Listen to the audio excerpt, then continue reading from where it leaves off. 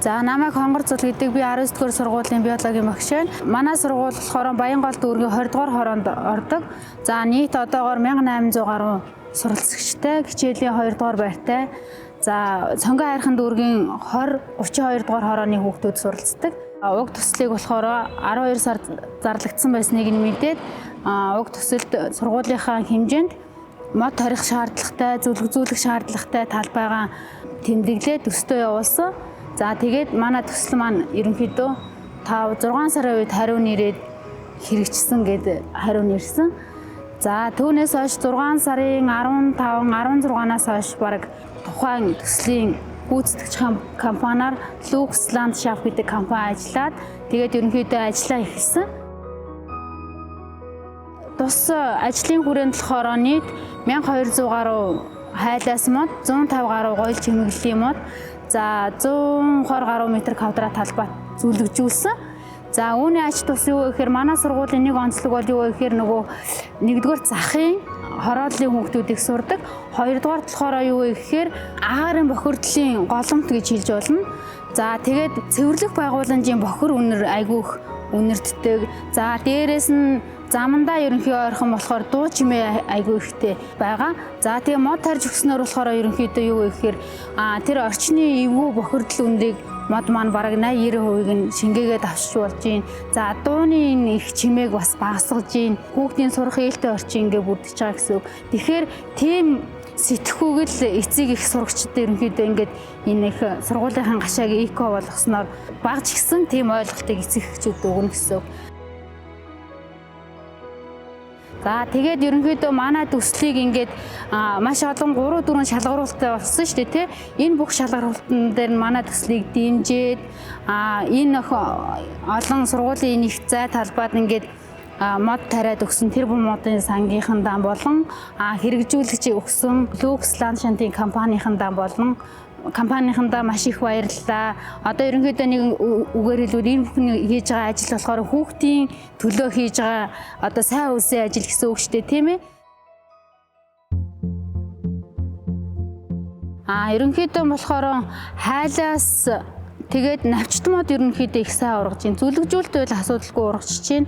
Шилмүүс мод маань жоохон ингээд заримных нь ингээд шилмүүс нь хагдраад унаад ингээд болохгүй. Энэ болохоор хөрстэй л холбоотой байгаа. Ерөнхий жоохон чулуурхаг байгаа ч юм болов хөрсний л асуудал байгаа. Тэдний компани болохоор ерөнхийдөө одоо ингээ нөгөө нэг ирээл ингээл одоо нилээ тонжоогол ирээл ингээл модоо үзээл ингээл зүлгээ одоо ингээл тайрж мариад яваад байгаа. Тэгэхээр ерөнхийдөө өгцөн моднууд байгаа шүү дээ, ургаагүй бүр тэр моднуудаа ахаад шинийг суулгаад ингээд арчлаад ингээд явна гэсэн юм шүү дээ. Ерөнхий танхимын бус хичээлэр их юм бол одоо биологийн хичээл дээрээ хүүхдүүдийг дагуулад ингээд тухайн одоо сургуулийнхаа гашаан дотор ороод тий. За энэ мод болохоор ийм мод байгаа. Мод бүхэн өөрийн гэсэн ач тустай. Зөвхөн модноос нөгөө хүчил төрөгч ялгараа орчны бохирдлыг өөртөө сингээгээсэн хадаа өөр гэсэн ач тустай тэрийг хэлж өгж болж байна. Англи зөвгийг хэлээд өгч болж байна тий. За тэнгуүтэ модыг ингэж тарьдаг гэдгийг аргыг заагаад өгч чинь тий. Жишээлбэл ийм диаметртай хайлаасыг хэдүүлээ шуудуулж тарьд юм байна. Одоо ингээ хайлаас болохоор ингээ шуудуулсан харагдаж байгаа ус тий. Тэгвэл нарсыг яаж тарьд юм бэ? Тогоо хэлбэрээр тарьд юм байна тий. За тэгээ энийгээ хэдүүлээ яаж арчилах вэ? Ингээ арчилчих бол. Иймэрхүү мэдлэгийг бол хүүхдүүд өөрсдөнд ингээд сургуулийн хангалтын дотор одоо дагуулж явж байгаа ингээ хангалттай өгчих боломжтой болчихж байгаа. За дараагийн нэг зүйл нь болохоор ингээ нөгөө хүүхдийг тухайн орчныг ингэж юмыг одоо хайрладаг тийм зүйлд сургаж болно. Яагаад гэвэл одоо манайх одоо ингээд ахлах ангиуд дээр хвчлэн хийлгэдэг ингээд хойрлж яваад одоо энэ модны услуулна одоо өөрсдөнгөөр нь. Тэгээд энэ модон дунд унтсан хог могийг цэвэрлүүлнэ тий. Хог юу вэ? Энэ бүхнийг цэвэрлүүлнэ. Энэ маань юу гэж байгаа гэхээр тухайн хүүхдийг одоо байгаль орчинтойгоо харьцаж хайрладаг тий. Би өнөөдөр нэрээ нэг чихрийн цаасыг хайшаа гинч нөгөөтгөө авч болно шүү дээ тий. Энд чинь нэр модон дотор хогоон бид нэр түүд юм чинь. Ийм зүйлүүд сурагчдыг сургаж болно. Ерөнхийдөө хичээлийн танхимын бус сургалтаар тэгж сургаж болно. Тэр нь нэг давуу талтай. За манай энэ сургууль болохоор ерөнхийдөө 10 гаруй жил орж байгаа ашиглалтанд ороод энэ сургууль болохоор 21 онд ашиглалтанд орсон шинэ сургууль. Тэгэхээр 18 онд тухайн сургуулийг маань буулгаад оронд нь шинэ сургуулиар ингээд 3 жил гараа ингээд энэ тэнгүүр явсан гэсэн үг. Тэгээ ерөнхийдөө манайх болохоор нэг 22 оны хавар тэр аяны хүрээнд манайхны эцэг эхчүүдийн сурагчдынхаа тусламжтайгаар сургуулийнхаа гашаанд одоо энэ урд талын хэсгээр ингээд мянган ширхэг хайлаас ингэж тарьсан байсан. Тэгээ ерөнхийдөө хайлаас тариад нэг тодорхой хэмжээний энэ хэсгийг тэр ардлын хэсгийг тодорхой хэмжээний зүтгэжүүлсэн. Ийм л юутэй байсан манайх ногоон байгууламжтай. Ерөнхийдөө бол яг ингээд ногоон байгууламжийн асуудал гэдэг чинь нөгөө нэг одоо мод ямар үнэтэй байлээ, хөрс, шороо гэдэг асар их нөгөө санхүү талаас хүндрэлтэй.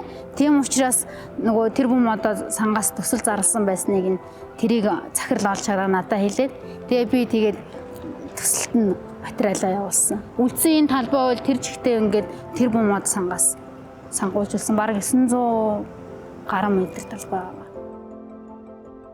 Ерөнхийдөө одоо бас энэ модон бид нэр ямар ч байсан ингээ хашаа хаалт ингэж хийгээд хүүхдүүдээс эхлээд хамгаалах хэрэгтэй бас.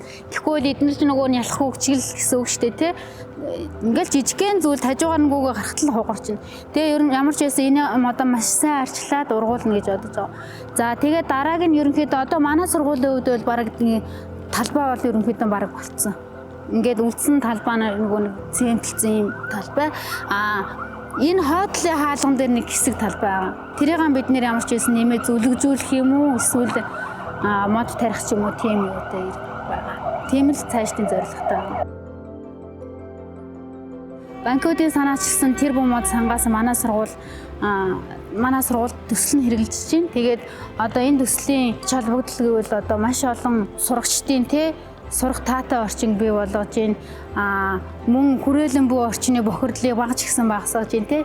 Тэгээд ийм байгаль дээлтэй ийм гоё ажил хийж байгаа тухайн тэр бүм мод сангийнхан болон түүний санхүүжилтийг гаргаж ирж байгаа банкуудын салбарууд тийм ээ сургуулийнхаа нийт 19 дугаар Баянгол дүүргийн 19 дугаар сургуулийн нийт багш ажилчид сурагчид эцэг эхчүүдийн өмнөөс баярсан талархснаа илэрхийлж байна. Ингээд цаашид өшөө олон төсөлдөр бид нэр хамтран ажиллаад та бүгдийн ингээд гоё ингээд хэрэгжүүлээд өгсөн төслийг бид нэр арчлаад ургуулад бусдад түгээн дэлгэрүүлээд ингээд хамтарч ажиллана гэж хэлье.